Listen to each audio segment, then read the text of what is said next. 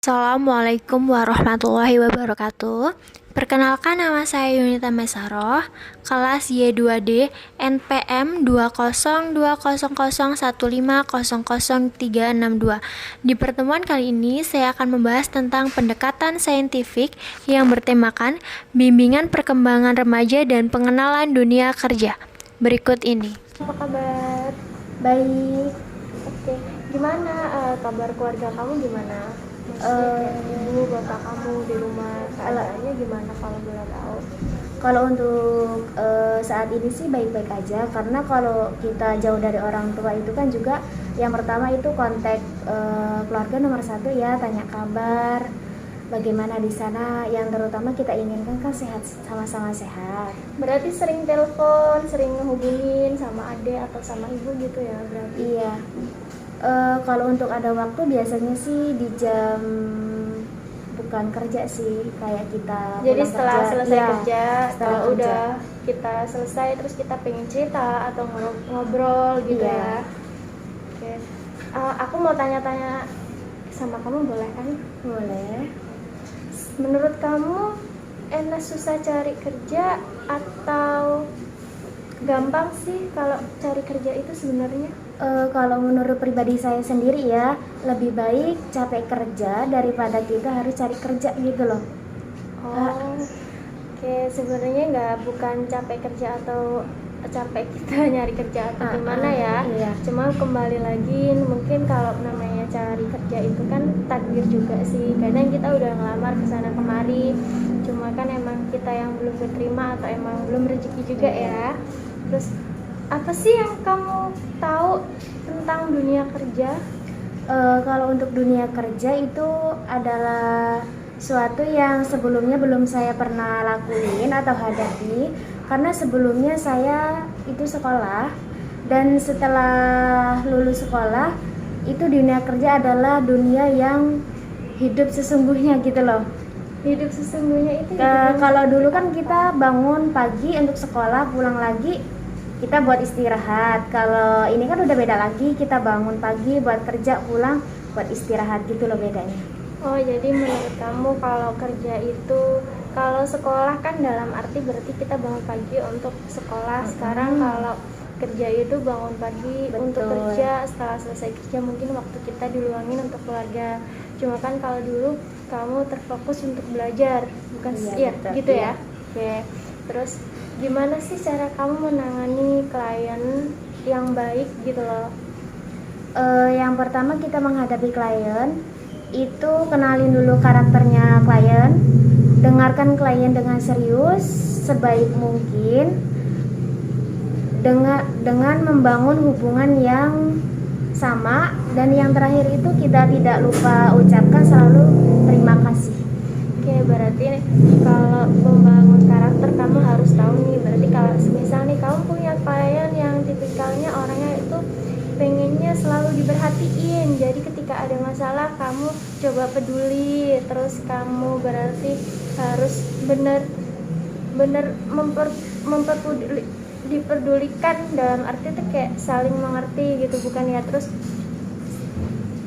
semakin dekat itu kayak seperti kayak kalau ada apa-apa kita harus langsung sigap menanganin. Setelah selesai juga kita nggak luput kayak ucapin terima kasih gitu ya. Oke, mungkin cukup itu aja sih. Terima kasih juga sebelumnya waktunya. Sudah membantu ya. Baik, terima kasih. Sama-sama. Tentunya suatu pengalaman dalam hal pendidikan bila tidak disesuaikan dengan harapan dikarenakan keterbatasan biaya orang tua dan kurangnya motivasi terhadap lingkungan itu mempengaruhi pendidikan anak. Akhirnya dia memutuskan sekolah dan bekerja. Oke, jadi bimbingan perkembangan remaja dan pengenalan dunia kerja yaitu bisa disebut dengan kematangan karir. Kematangan karir adalah kemampuan individu dalam menguasai tugas perkembangan karir sesuai dengan tahap perkembangan karir yang ditandai dengan adanya perencanaan karir, eksplorasi karir, pengambilan keputusan, pengetahuan dunia kerja. Tahapan perkembangan karir. 1. Visi dan misi. Menentukan visi dan misi bila mana seseorang tersebut mempunyai visi dan misi, semisal saya harus bekerja keras agar bisa membeli sesuatu yang dia inginkan. Contohnya seperti membeli handphone baru, bisa membeli rumah, atau seperti udah ada rencana untuk kedepannya itu seperti apa. 2. Kenali diri. Kenali diri itu seperti tahu karakter dia, bahwasanya oh saya ini orangnya seperti ini, jadi saya bisa tahu bahwasanya saya tuh harus tidak boleh egois atau bisa mengerti satu sama lain. 3. Review pencapaian masa lalu. Misal sebelumnya dari sekolah itu dia udah sering dapet ikut lomba dari antar sekolah, jadi dari situ dia bisa mengembangkan dirinya. 3. Mencatat keterampilan, seperti hanya dia contohnya saja keterampilannya itu dari segi memasak atau hobi memasak, dia bisa mengembangkan dari memasak itu nggak cuma makanan, bisa kue atau menjadikan bisnis. 5. Ketahui passion. Passion itu hampir sama halnya seperti keterampilan, cuma memang ada bedanya aja dikit. Cuma dari dua hal itu juga bisa dikembangin kembali lagi ke individu tersebut juga. 6. Analisis dan peluang pekerjaan.